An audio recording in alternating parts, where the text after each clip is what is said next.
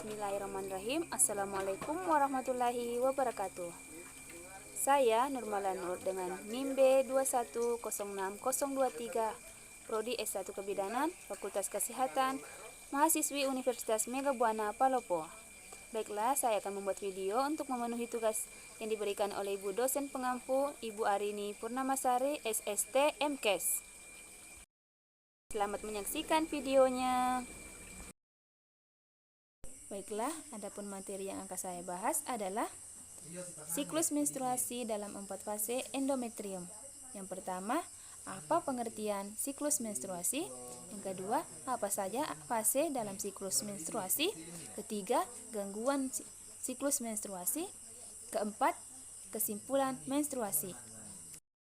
Nah, yang pertama, pengertian menstruasi. Apa sih menstruasi itu? Haid atau menstruasi adalah terjadinya perdarahan pada uterus yang mengalir dari rahim dan keluar melalui vagina. Kondisi ini memang siklus normal pada wanita yang umumnya terjadi setiap bulan. Yang kedua, apa saja siklus dalam menstruasi atau siklus endometrium? Siklus menstruasi atau siklus endometrium dibagi 4 fase. Yang pertama, fase menstruasi. Pada fase ini, endometrium terlepas dari dinding uterus dengan disertai perdarahan dan lapisan yang masih utuh hanya stratum basal. Rata-rata fase ini berlangsung selama 5 hari dalam rentang waktu 3-6 hari. Pada awal fase menstruasi, kadar estrogen, progesteron, LH, luteinisis hormon menurun atau pada kadar terendahnya selama siklus, dan kadar FSH atau follicle stimulating hormone baru mulai meningkat. Kedua, fase proliferasi.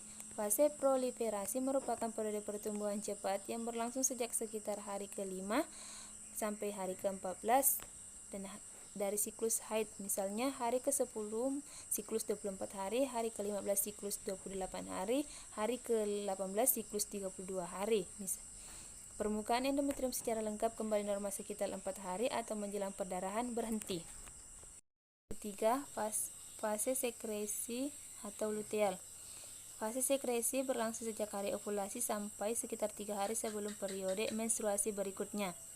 Pada akhir fase sekresi, endometrium secretorius yang matang dengan sempurna mencapai ketebalan seperti bludru yang tebal dan halus.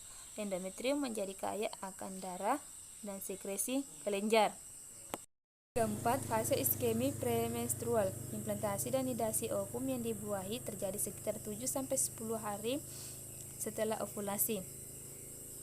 Apabila tidak terjadi pembuahan dan implantasi, korpus luteum yang mensekresi hormon estrogen dan progesteron menyusut seiring penyusutan kadar hormon estrogen dan progesteron yang cepat. Arteri spiral menjadi spasme sehingga suplai darah ke endometrium fungsional terhenti dan terjadi nekrosis.